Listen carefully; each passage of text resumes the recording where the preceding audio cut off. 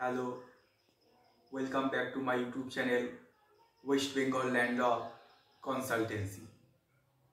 আজকে আমার আলোচ্য বিষয় হলো যে পশ্চিম বাংলায় একটা কথা প্রচলিত আছে, সেটা হচ্ছে যে যে জমিটি বর্গা থাকবে সেই জমিটি নাকি বিক্রি করলে 1/4 শেয়ারের টাকা বর্গাদারকে দিতে হবে, বা বর্গাদার নাকি ওই জমিটার 1/4 মালিক হয়ে যায় বা মালিকানা পায়।